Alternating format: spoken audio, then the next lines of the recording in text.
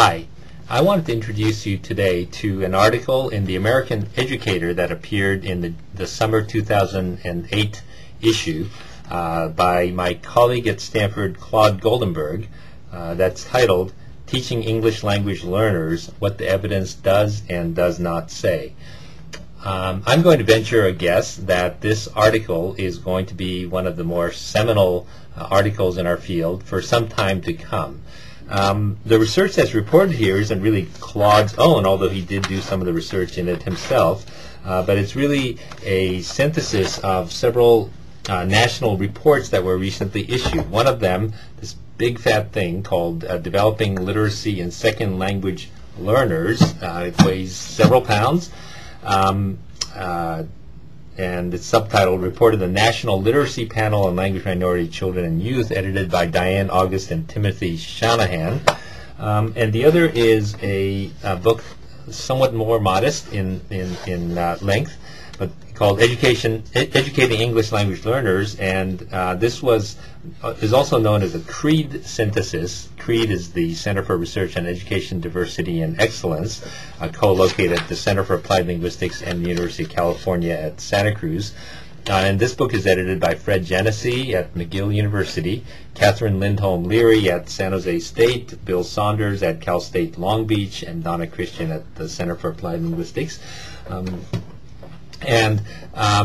I'll tell you a little bit about this method that was used there, but really just to give you a preview into the substance of the report itself.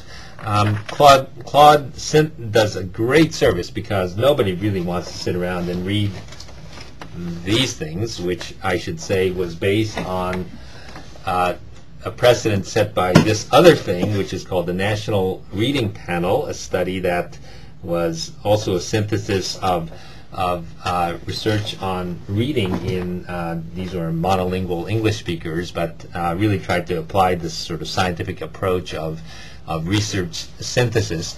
And he really says there are really three main conclusions you can draw from the research, and then there are other things that you cannot yet say there's scientific evidence for. The three things that he for which he says there's good evidence is, one, teaching students to read in their first language promotes higher levels of reading achievement in English. So native language instruction, also known as bilingual education, is effective, as shown by the studies reviewed here. The second, what we know about good instruction and curriculum in general holds true for English learners as well. So what's good for English learners is or I should put it the other way, what's good for all students is also equally good for English language learners. Things like well-organized, clear, explicit instruction, etc. And then the third point is when instructing English learners in English, teachers must modify instructions to take into account students' language limitations. So some of the things that this first book on the National Reading Panel found for strategies that help reading comprehension in native English speakers, such as monitoring one's comprehension, summarizing, asking questions of the text as you go along. Some of those strategies aren't effective when they're applied to English learners who are in their early stages of learning English. That their oral language development is important. So that modification of instruction has to happen for those students. The whole movement behind why these big fat books have come about, I should say, is founded on a movement known as scientific research in education. And here's a book by the National Academy of Sciences, put out by the National Research Council, called Scientific Research in Education. There was and still is a great interest in the policy and education community over why it is that education research tends not to have the kind of credibility that, let's say, scientific research might have in the field of health and medicine. And there are many reasons why there are differences between health and education.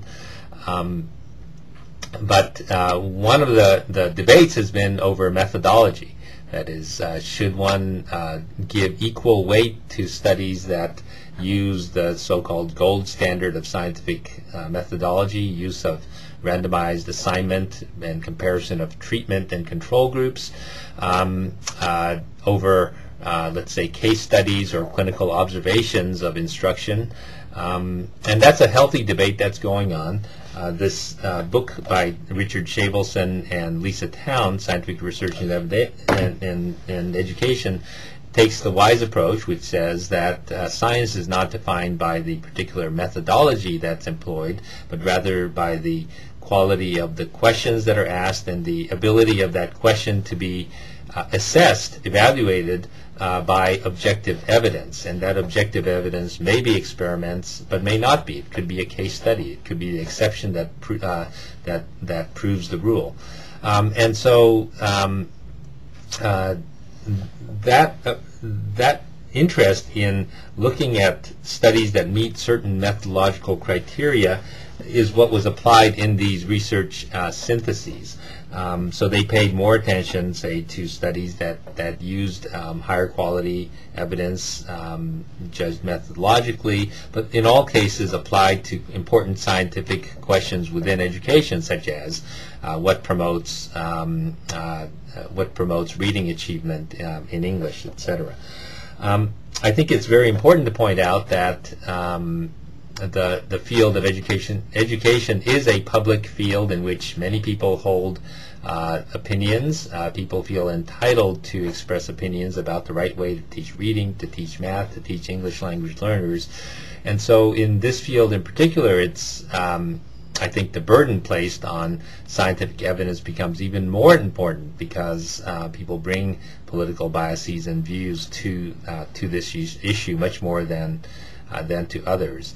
And so I felt that giving you this little bit of a preface as to why this article and the ideas proposed in Claude's important article are important and relevant for us as educators as we move forward in identifying best practices to educate English language learners. So I hope you like it.